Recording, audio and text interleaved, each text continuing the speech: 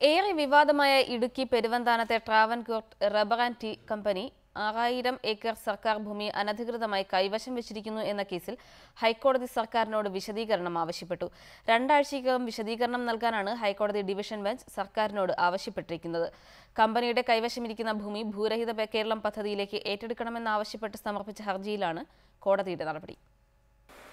ഇടുക്കി പെരുവന്താനത്തെ Travancore tea company 6000 acre സർക്കാർ ഭൂമി അനധികൃതമായി കൈവശം വെച്ചിരിക്കുന്നുവെന്ന് കാട്ടി ഹൈക്കോടതിയിൽ സമർപ്പിക്കപ്പെട്ട പൊതുതാൽപര്യ ഹർജിയിലാണ് കോടതി സർക്കാരിനോട് വിശദീകരണം ആവശ്യപ്പെട്ടത്. കമ്പനി സർക്കാർ ഭൂമി കയ്യേറിയതുമായി ബന്ധപ്പെട്ട് കഴിഞ്ഞ മെയ് 28-ന് പെരുവന്താനം പോലീസ് കമ്പനിക്കെതിരെ കേസെടുത്തിരുന്നു. ഭൂപരിഷ്കരണ നിയമത്തിലെ ചട്ടങ്ങൾ ലംഘിച്ചതിന് റവന്യൂ വകുപ്പ് ഇതുവരെ കമ്പനിക്കെതിരെ നടപടിയെടുത്തിട്ടില്ലെന്നതും ശ്രദ്ധേയമാണ്. ഇടുക്കിയിലെ റവന്യൂ വകുപ്പ് ഉദ്യോഗസ്ഥർ കമ്പനിക്ക് അനുകൂലമായ നിലപാടാണ് സ്വീകരിക്കുന്നതെന്ന ആക്ഷേപം ഉയരുന്നുണ്ട്. പെരുവന്താനം വില്ലേജ് ഓഫീസിൽ നിന്ന് കിട്ടിയ വിവരാവകാശ പ്രകാരമുള്ള രേഖകൾ പരിശോധിച്ചതിൽ 1000-ൽ പരം ഏക്കർ സ്ഥലത്തിന് മാത്രമേ എന്തെങ്കിലും ഒരു രേഖയുള്ളതായിട്ട് കാണുന്നുള്ളൂ.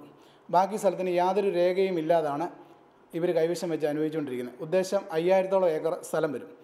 ഇതോടെയാണ് കമ്പനി അനധികൃതമായി കൈവശം വെച്ചിരിക്കുന്ന ഭൂമി ഭൂരഹിത പദ്ധതി പ്രകാരം ഏറ്റെടുത്ത് ഭൂരഹിതർക്ക് വിതരണം ചെയ്യണമെന്നാവശ്യപ്പെട്ട് പരാതിക്കാരൻ ഹൈക്കോടതിയെ സമീപിച്ചത്. ഈ വിഷയത്തിൽ സർക്കാർ ഇനി എന്ത് നിലപാട് സ്വീകരിക്കുമെന്നാണ് കണ്ടറിയേണ്ടത്. S Shyamkumar, reporter, Pathanamthitta.